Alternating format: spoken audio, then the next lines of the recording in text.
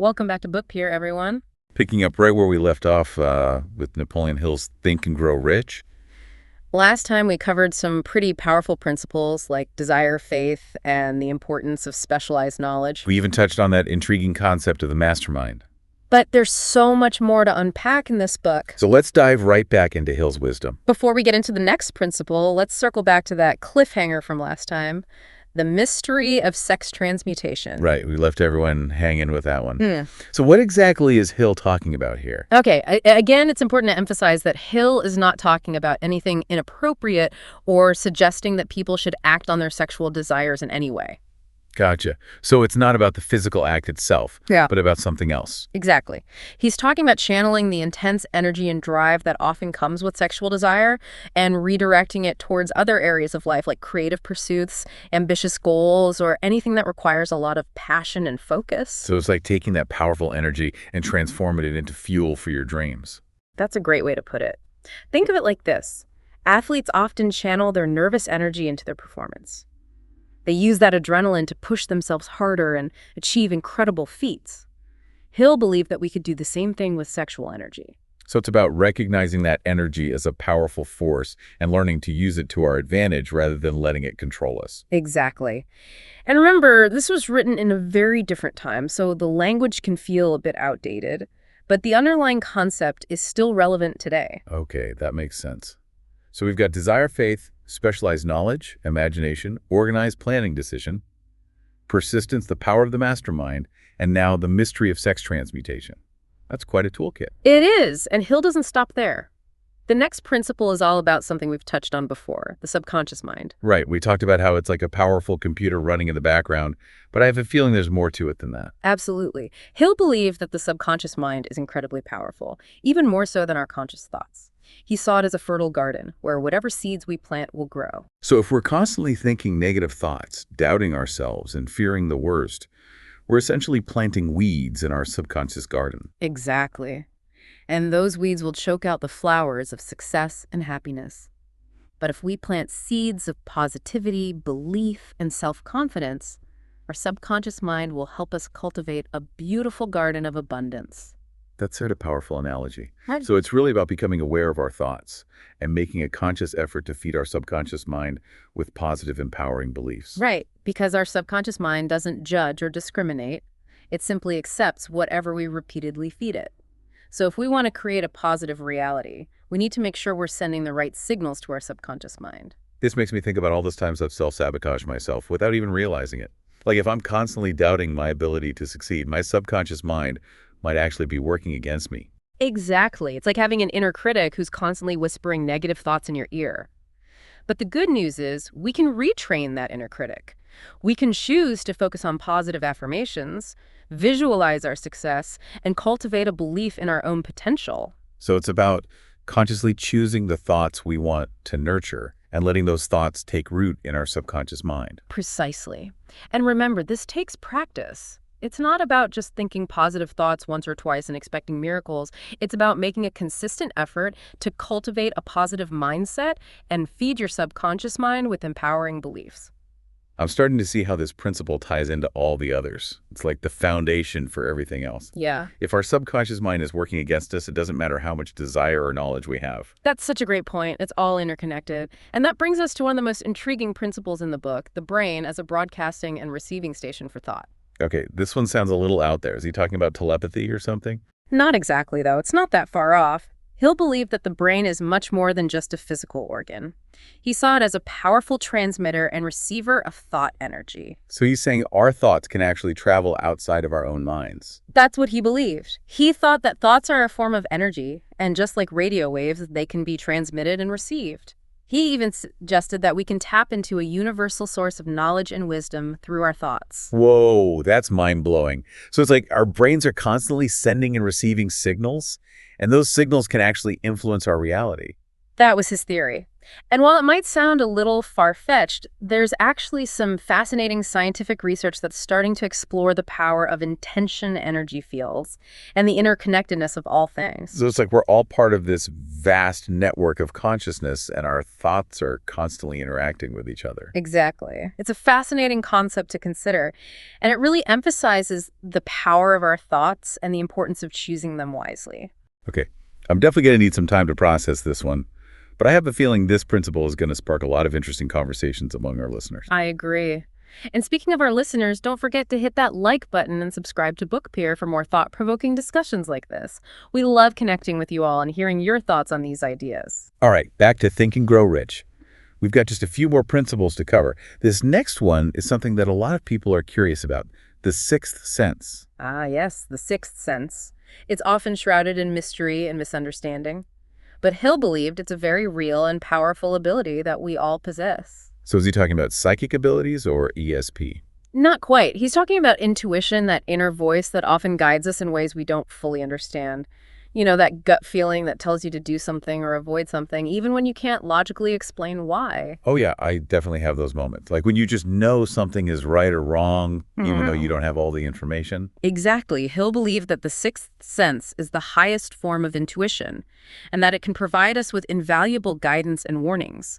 He even suggested that by practicing all the other principles we've discussed, we can actually strengthen our sixth sense and become more attuned to its subtle whispers. So it's like developing a deeper connection with our inner wisdom and learning to trust our gut instincts more. Exactly. It's about recognizing that we have access to a source of wisdom that goes beyond our rational mind. I love that. It's like remembering that we have this incredible inner compass that can guide us if we just learn to listen to it. That's a beautiful way to put it. It's about trusting ourselves, our intuition, and the guidance we receive from within. Okay, so we've got desire, faith, specialized knowledge, imagination, organized planning decision, persistence, the power of the mastermind, the mystery of sex transmutation, the subconscious mind, the brain as a broadcasting and receiving station for thought, and now the sixth sense. What's next? Well, there are a few more principles to explore, but I think we've covered enough ground for this episode. We wouldn't want to overwhelm our listeners with too much information at once. Right. We want to give everyone a chance to digest these ideas and see how they resonate with their own lives. Exactly. But before we wrap up this part of our discussion, I want to remind everyone to leave a comment below and let us know what you're thinking. What are your biggest takeaways from the book so far? What principles are you most excited to explore further? We love hearing from you. Yes. We love hearing from our amazing Book Peer community. And if you're enjoying this breakdown, don't forget to hit that like button and subscribe to our channel for more insightful book summaries like this. We've got a lot more great content coming your way. That's right. So stay tuned for part 3, where we'll dive into the remaining principles and share our final thoughts on this incredible book. Until then, keep thinking and growing rich in all areas of your life. Welcome back to Book Peer, everyone. We're in the final stretch of our exploration of Napoleon Hill's Think and Grow Rich. Yeah, it's been quite a journey. We've covered so much ground already. Yeah, we have. From harnessing the power of desire and faith, To understanding the mysteries of the subconscious mind and the sixth sense. and we even tackled that intriguing concept of sex transmutation. Right. But Hill has a few more gems of wisdom to share with us. Okay, so let's dive right back in. One of the principles we haven't discussed yet is fear. Fear.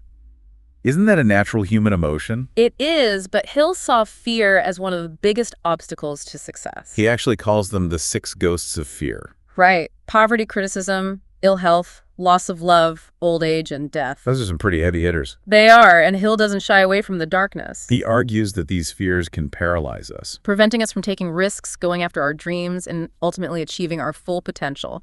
So what's the antidote to fear? Hill believed that knowledge is power. So he encourages us to face our fears head on, analyze them, and understand where they come from. Because once you understand your fears, you can start to dismantle them. It's like shining a light on the monster under the bed. Often when we expose our fears to the light of reason, We realize they're not as scary as we thought they were. and that we have the power to overcome them. So knowledge is the key to unlocking the cage of fear. Absolutely. Another important concept Hill talks about is avoiding negative influences. He calls this the devil's workshop. Now, don't worry, he's not talking about literal devils. That's about recognizing the negative thoughts, people, and environments that can drag us down. Hill believed that negativity is contagious. So if you surround yourself with people who are constantly complaining, doubting, or fearing the worst, It's going to rub off on you. and it's going to make it much harder to maintain the positive mindset you need for success. So choose your company wisely. Surround yourself with people who uplift and inspire you. People who believe in your dreams and encourage you to pursue them. Remember, you are the average of the 5 people you spend the most time with. Now, this next principle might seem a bit counterintuitive. It's called the habit of saving. You might be thinking, wait, isn't this book about growing rich? Yeah, why would I need to save money if I'm trying to make more money? Well, Hill believed that the habit of saving is essential for developing a wealth mindset.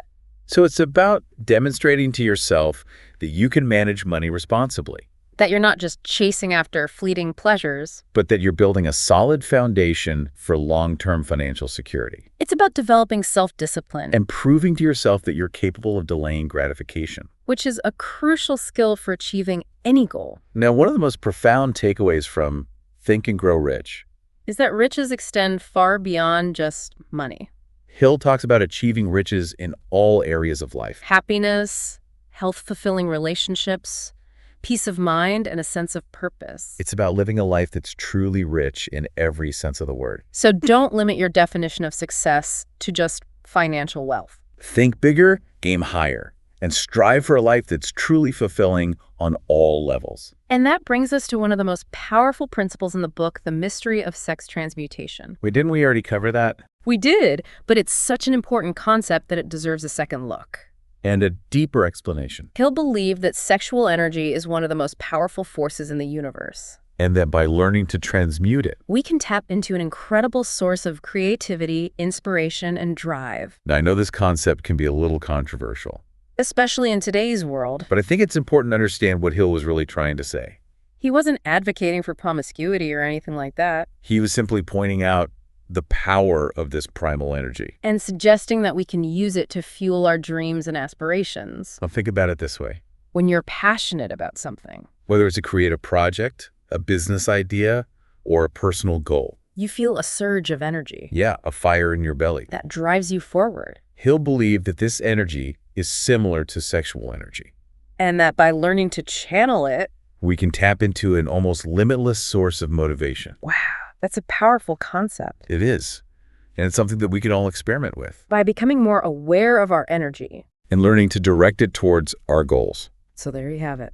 The 13 Principles of Success, as outlined by Napoleon Hill in Think and Grow Rich. It's a powerful system for achieving your dreams. But remember, it's not a magic formula. It requires effort, dedication, and a willingness to put these principles into practice. But if you're willing to do the work, The rewards can be truly extraordinary. so what are you waiting for? Pick up a copy of Think and Grow Rich. And start applying these principles to your own life. You might just be surprised by what you can achieve. And before we sign off, don't forget to hit that like button and subscribe to BookPeer for more insightful book summaries. We love hearing from you. So until next time, keep thinking and growing rich in all areas of your life.